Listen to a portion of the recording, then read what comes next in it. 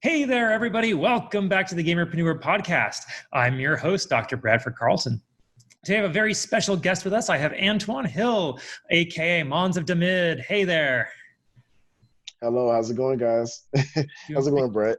You want me calling you Antoine? Yeah, sure, that's fine. I mean, I'll call you whatever you want. Just Antoine is fine. Monsofdamid, or just Mons is fine. Mons? Okay, we'll go with Mons. Yeah. Okay. So, Mons, tell me a little bit about yourself, please. Well, I'm a 33-year-old dad from Chicago, and I'm a gamer. I don't live in Chicago right now. I still stay in the Midwest. I stay in the wonderful state of Wisconsin. And I have two daughters, and I have a wife. My daughters are 9 years old and 3 years old. Fantastic. All right. So you got a very busy house then. I have a very busy house. It feels like my house is going 100 miles an hour every day. Okay. So Mons, I'm going to ask you a question that I ask every other guest I've had on, except for one. I missed one. But I'm going to ask you just like I ask everybody else.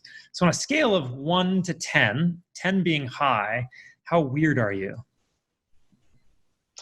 I'm probably at like a 11.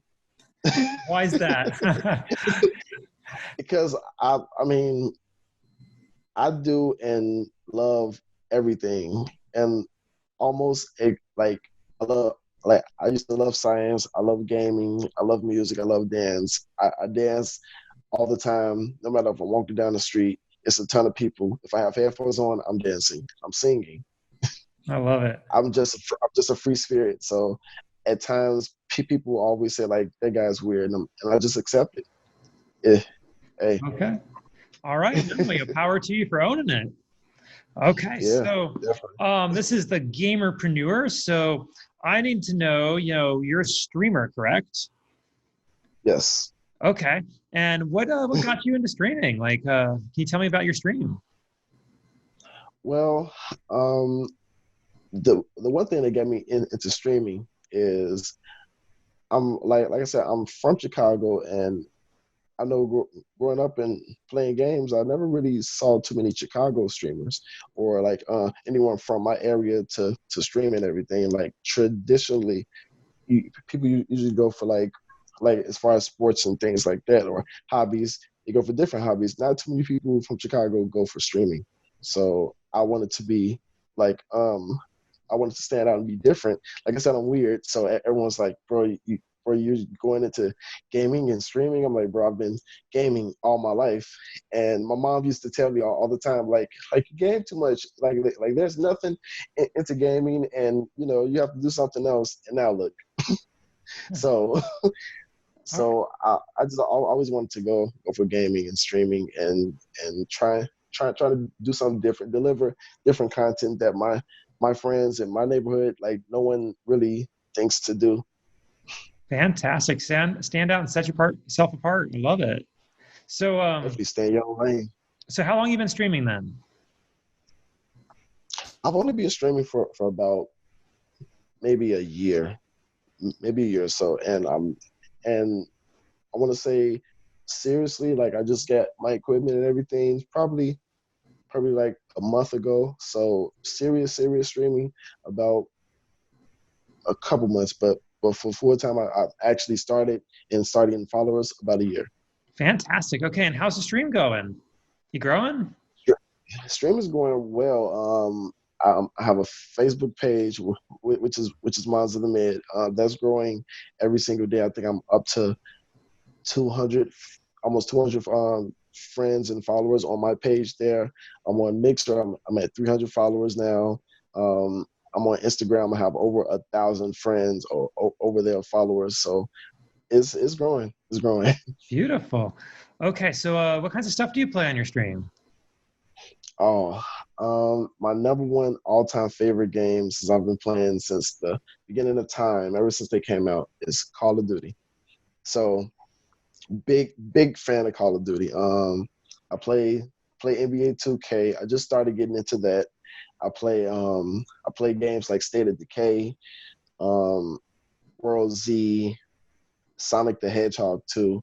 I love my throwback games. I'm thinking about playing Streets of Rage. Like I play all games. Okay. So how's Warzone treating you then? Warzone has its days. It has its good days, has its bad days. The one thing that I hate is the gulag. Like it's hit or miss every time you get in the gulag. It's if I have a 357, it's usually a miss. I'm not coming out of the gulag. But if I have a shotgun, I'm pretty good, or the 50 cal. So I have I have a lot of wins. Not a lot of wins, but I think I'm at like probably about 12 wins or whatever. So I'm decent in Warzone. Usually I'm a multiplayer guy. Like that's how I started with Call of Duty, multiplayer and zombies. Wonderful. Okay, so you've been doing it for about a year. You're serious, like you said, for really about a month once you got all your equipment. What's been pushing you forward? Because a year is a long time to be sticking with it. Like, obviously, you have to enjoy it. Yeah, I mean, I love people, so I think that's one of the best things that I have is the ability to communicate and touch everyone. Like I said, it's always a vibe with me. Like I am a vibe. Like I'm a really positive vibe that everything I touch, every person I meet, like I just give something good to them. So I feel like every person that comes into my stream, they leave with something, and I connect with people well. Yeah, wonderful. And you want to be positive in a world that sometimes can be negative and sometimes cannot look always promising, and you want to be that light that shines. And I consider myself that light that shines every day. Wonderful. That's beautiful. Okay, so you've been doing this about a year, like you said. What do you wish you had known back then? If we can go back and talk to little Mons, a year ago, what would you have said to him? I would have definitely said like start networking, because when I first started, I was just doing it on my own, and I was just trying to figure it out on my own. But sometimes you need to network with people, and that's the best thing that I naturally have. I just didn't consider networking as far as the gaming community and everything like I did in natural life, because I network with everyone, but I didn't really consider that in gaming because I just didn't know.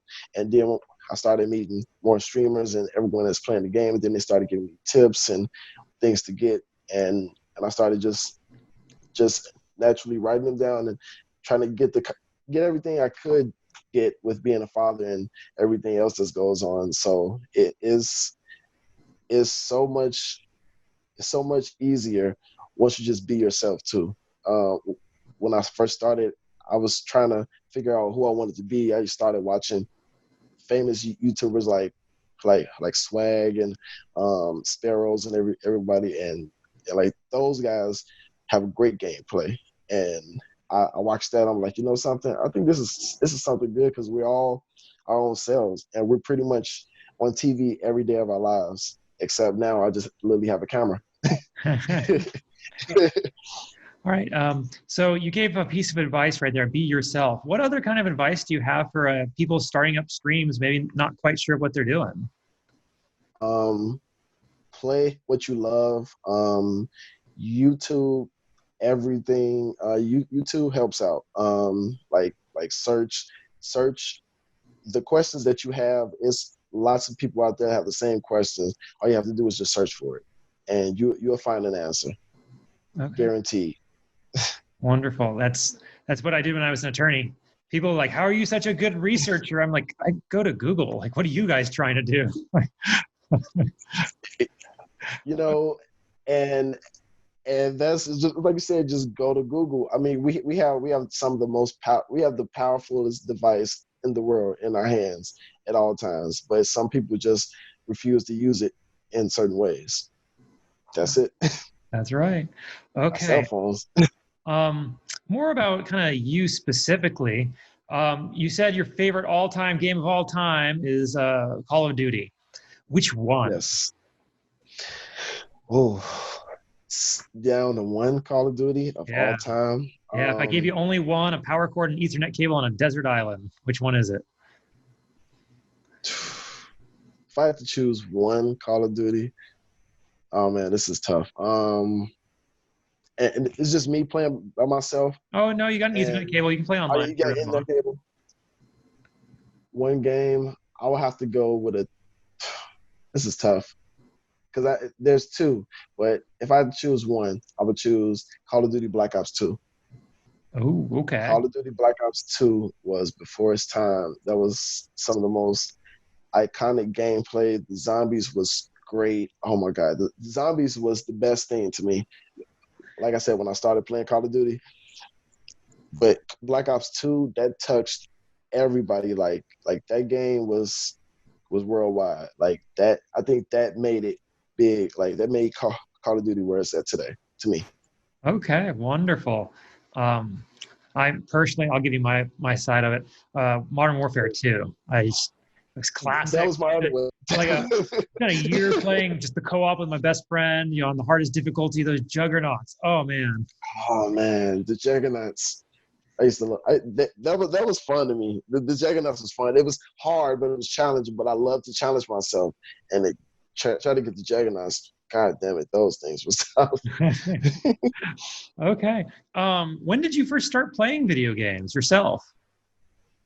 I started playing video games probably when I was like 4 years old. I want to say my first game that I played was Sonic. I think, yeah, it was Sonic, and it was just like Sonic had everything for me. The music, the gameplay, this little blue hedgehog that runs fast with these cool red and white shoes. I mean, I was mind blown. And Mario, I'm a big fan of Mario Kart, anything Mario. Man, like Streets of Rage. I remember growing up. These are some of my best games. Bloody Roar. A lot of people probably don't remember that, but that was a great game. If you guys have a chance, go look it up. It's pretty good. Oh yeah, I mean there were so many good games for those old systems that are basically relics now. No one's ever heard of. Yes, and that's a shame. That's a shame because gaming back then was that's what started this great gaming thing now. The games that we had back then was great. Okay. Oh man. So let's talk about you some more. What do you do IRL? Do you have a job? Yes. I work for Hilton. I'm one of the head security guards at the Hilton property that I work for. Fantastic. And does that treat you well? You considered an essential employee? Yeah. I mean,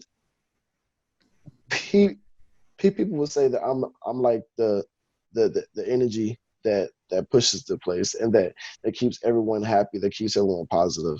And I'm not a angry person. Like I don't have any of that energy. So everyone that meets me, they smile and they're happy. And we have a very, very good family, good community. All right. Now, I would definitely say I'm essential. Okay. Now, do you see any of the skills that you have from your job at security translate over to your stream, or vice versa? Did you find that your day job became easier or happier as you came along in streaming?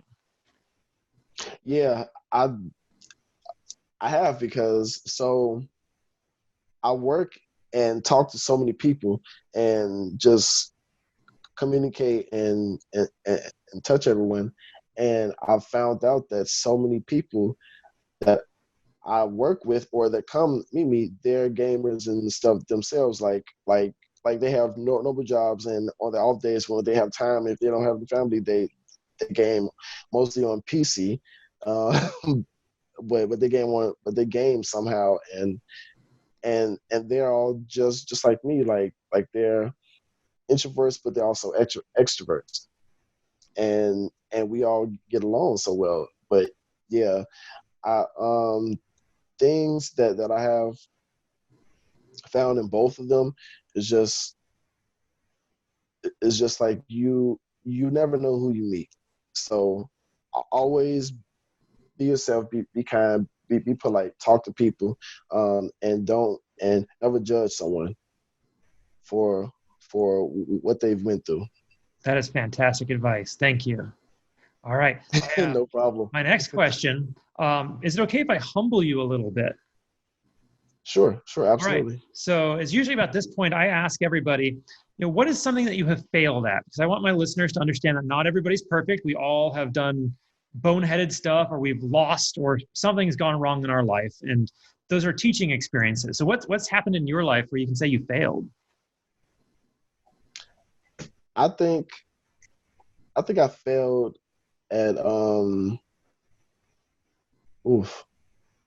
I failed at a lot of things. Like I believe that I failed at not helping others when they needed to be helped.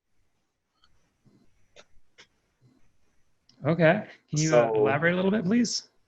Yeah. I believe that we all go through things for a purpose. We all go things for a reason, and so sometimes you help people. Like, you always want to help people, but sometimes helping people can hinder them because I believe the Lord puts us through these things for a reason, and sometimes people have to figure stuff out on their own. So this one time I was in college, and I talked to my little brother, and he wanted some advice and everything, and I gave him some advice, but I wanted him to figure it out for himself, and I didn't give him everything, because I gave him a piece, like a hint, but I didn't want to just give him the full, like, what to do. So when he went through something, it didn't turn out the way he wanted it to turn out, and I kind of feel like I failed him because I was trying to teach him a lesson, but he didn't taught a lesson at that moment. What he needed was someone to help him and support him, and I wasn't there. And I taught like now we're great, because we communicate with each other all the time and everything. But I feel like I failed him in that instance, and sometimes you have to. I'm sorry. Okay, you put it right there for me. Thank you. You got it. Appreciate it, bro. Sorry about that. Okay. But yeah, that's what time I do feel like you failed them. So sometimes you have to excuse me. Sometimes you have to help people as much as you can, but also don't help them to where it hinders them from helping themselves. Beautiful advice. And thank you for sharing that with us. Okay. What is something that you're trying to improve on in yourself? Something I'm trying to improve on with myself is trying. Let's see. One thing I'm trying to improve on myself. I'm trying to be a better listener. I listen a lot, but sometimes I feel like I don't listen enough, and I know that about myself. Like, I have a lot of advice, a lot of wisdom, but sometimes I do need to just sit back and just listen. Okay. And my wife tells me that all the time, but I think she has another agenda. But anywho, I think that's fairly universal. Don't worry about that one. Right? Okay. fair. But yeah, that's one thing that I can do, and do a little bit more than I'm doing. Okay, beautiful. Let's go back and talk about your stream a little bit more. Let's talk about your community, your Sure. like chat. Do you have a good chat or a bad chat? usually it's a good chat. It's filled with hilarious friends and characters that I've met over these past months and this year and everything. They're usually good. I haven't had to ban anyone for coming in trolling yet, but I know eventually I will get them. But I have mods that are great at that. They're always there to like chit chat with me and make sure everything's going good and everything. So I don't have to worry about too much. All right, wonderful. Now, what do you think the best compliment you've ever received from your chat is? The best compliment I ever received in the chat. The best compliment I've seen in my chat was my friend complimented me when I actually it was on a play and it was about what I said afterwards. So I destroyed a vehicle with a rocket launcher and killed the entire squad. They were trying to roll up to a buy station, and after that, I actually said, like, I am so sorry, guys. But I actually meant that because I know how that feels because I've been rocketed before. And my friend in the chat said, that was a good kill, and that was very honorable for you to at least say you're sorry. All right. Wonderful. Now, you said you haven't had too many trolls, but what do you think the worst roasting you've gotten in your chat is? Oh, man. The most roasting I've ever had in my chat said, this one guy said, said, I look like Eddie Murphy with like a Charlie Murphy blend. So both. and as soon as he said it, like I just couldn't stop laughing. Like and chat just went up. It was like laughter all through it. I'm like, oh my god. And I had to look in the mirror and ask a few friends, like, hey, do I look like Eddie Murphy and Charlie? Right. So yeah. As they said, I was like, yeah, you kind of do a little, so it was fine. It was good though. It's all in good fun though. Well, that's a lot of fun. Yeah. I love comedy. Yeah. So, are you involved in like the community of streamers, or you mostly just keep to yourself? I don't keep to myself.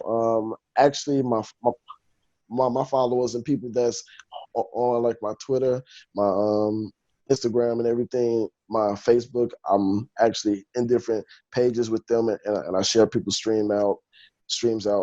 Actually, the gamers that I game with, Sassy Cat and Angel Paws, I share their streams out, and I'm out theirs too. Me and my Mission Strike Entertainment group, we definitely share each other's streams and stuff out. So yeah, and it's so many people. So sometimes you have a hard time to see who's you're gonna share, and like it's not enough time in the day. So I try to get at least like a couple pages shared out a day, and that's on me because I just love people, and like I say, we need to support each other. If you support me, I support you. We need to support each other. Absolutely. Fantastic. Okay, Mons. How do people find you? What's your handle? Where are you at on social media? So on Instagram, I am Monsofdamid 27. On Mixer, I am Monsofdamid 27. On Xbox, I am Monsofdamid 27. Facebook is just Monsofdamid itself, no 27. Twitter is the same, Monsofdamid 27. So those are all my handles. Mostly you can find it right in my name, or if you add the 27, you're gonna usually see my face pop up or my brand, my little banner. So definitely so you can find me. I believe I should be on Google, hopefully. Beautiful. This has been a wonderful interview. Thank you so much. Is there anything else you want to talk about, or anything that I didn't ask you think we still need to cover? No, this is actually fun. This is a great interview. And if you have me, I'd love to come back sometime and chat with you again.